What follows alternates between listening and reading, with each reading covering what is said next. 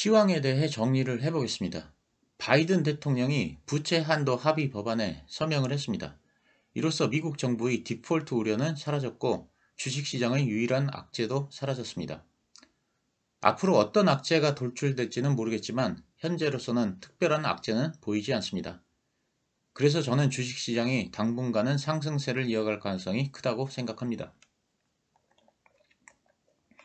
그 와중에 캐나다하고 호주가 금리를 깜짝 인상했습니다. 그러면서 미국도 다음번에 금리를 다시 올리는 게 아니냐는 우려가 나오고 있습니다. 한국경제신문 기사를 보시겠습니다. 기사는 동결 후 재인상 기조가 확산되고 있다고 쓰고 있습니다. 캐나다는 3월과 4월 총 2차례에 걸쳐 금리를 동결했습니다. 하지만 3개월 만에 다시 인상 기조로 돌아섰습니다. 즉 캐나다는 인플레이션이 잡히지 않자 다시 금리를 올렸다는 것입니다. 호주도 비슷한 상황입니다. 호주는 4월에 금리를 동결했지만 5월과 6월에 계속해서 금리를 올렸습니다. 역시 인플레이션 때문이라는 것입니다. 그래서 미국 연준도 6월에 금리를 올릴 수 있다는 전망이 다시 슬금슬금 나오고 있습니다. 그러면 정말로 미국이 금리를 올릴 가능성이 있을까요? 저는 그렇지 않다고 생각합니다. 6월에는 당연히 금리를 올리지 않을 것이고 앞으로도 금리는 올릴 가능성이 크지 않다고 생각합니다. 이제 금리 인상은 끝났습니다. 그러면 우리는 왜 캐나다하고 호주가 금리 인상을 했는지 그 이유에 대해 생각을 해봐야 합니다. 다들 인플레이션 때문에 금리를 인상했다고 합니다. 근데 정말로 인플레이션 때문에 금리를 인상했을까요? 물론 그럴 수도 있지만 저는 보다 근본적인 이유가 있다고 생각합니다. 이번에 캐나다하고 호주가 금리를 올리기 전에 기준금리는 캐나다가 4.5%, 호주가 3.85%였습니다. 반면 미국은 5.25%입니다. 미국의 기준금리가 가장 높습니다. 그런데 만약 부채 한도 협상이 타결되고 미국의 재무부가 신규 채권을 발행할 경우 이는 주식시장의 유동성을 회수해서 주가가 떨어질 것이라는 예측이 많다는 말씀을 지난주에 드렸습니다. 물론 이건 잘못된 생각이라는 제 의견도 말씀을 드렸습니다. 즉 주식시장에서 자금이 빠져나와 채권시장으로 흘러가지는 않을 것이라는 말씀을 지난주에 드렸습니다. 하지만 캐나다나 호주에서 자금이 빠져나갈 가능성은 있습니다. 만약 캐나다나 호주의 채권에 투자하는 자금이 있다고 가정해 보겠습니다. 그런데 이 두 나라의 기준금리는 미국의 기준금리보다 낮습니다.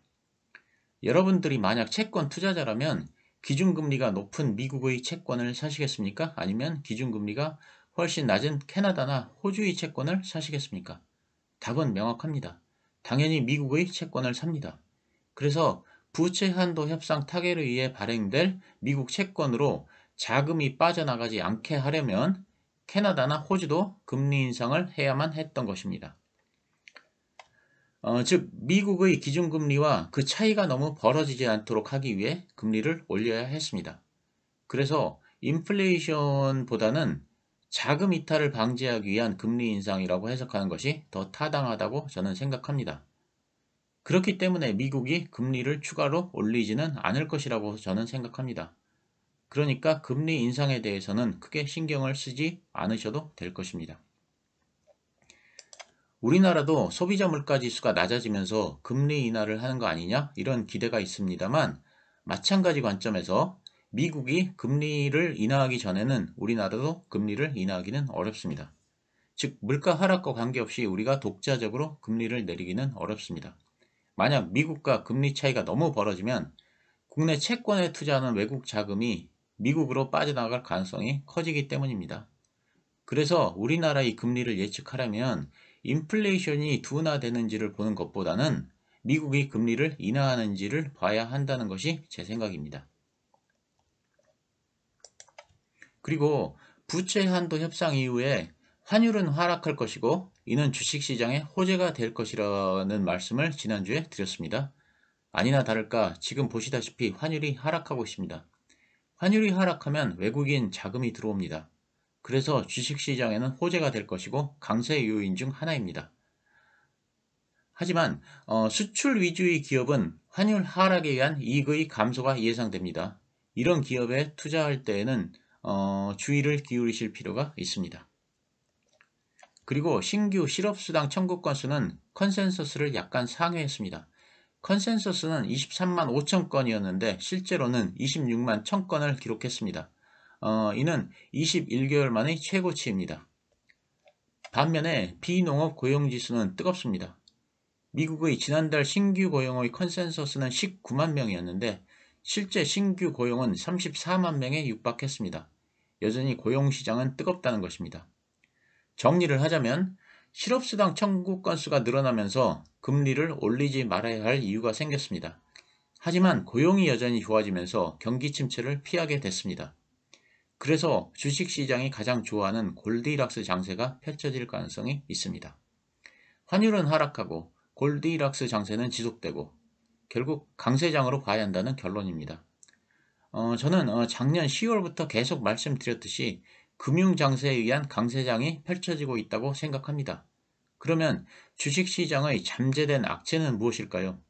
물론 우리에게 보이지 않는 악재가 잠재해 있을 수는 있습니다. 하지만 현재까지 드러난 악재는 향후 예정된 조단위 기업들의 IPO입니다.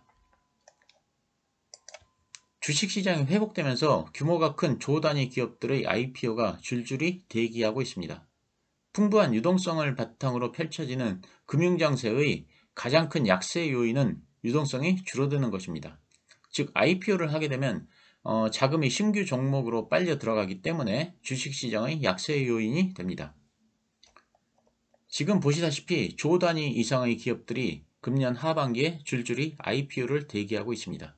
특히 SK 에코플랜트는 10조 원 규모이고 그리고 LG CNS는 3조에서 6조 원 규모입니다. 신규 물량으로 유동성이 흡수되는 건 이건 주식시장의 잠재된 악재이므로 주의 깊게 살펴봐야 합니다. 그리고 테슬라가 11일 연속 상승하면서 시총이 1000조를 다시 돌파했습니다. 근데 그 주된 이유는 자동차에 있기보다는 고속 충전기 때문입니다. 얼마 전에 포드 자동차가 테슬라의 고속 충전기를 사용하겠다고 밝힌 데 이어서 이번에는 GM도 테슬라의 고속 충전기를 사용하겠다고 밝히면서 주가가 탄력적으로 상승하고 있습니다. 이건 테슬라에게는 굉장히 큰 의미가 있는 사건입니다. 자동차 기업에서 벗어나 플랫폼 기업으로 진화하고 있다는 것을 보여주는 사건인데 플랫폼 기업이 되면 주가의 멀티플이 높아지게 됩니다. 그래서 테슬라의 주가가 상승하고 있습니다. 그래서 기존의 엔비디아가 주도하던 AI 시장에 테슬라도 같이 주도주로 합류를 했습니다. 그럼 이제 엔비디아는 끝났느냐? 저는 그렇게 생각하지는 않습니다. 저는 AI는 올랐다 쉬었다를 계속 반복하면서 1년 내내 상승을 할 것이라는 말씀을 여러 번 드렸습니다.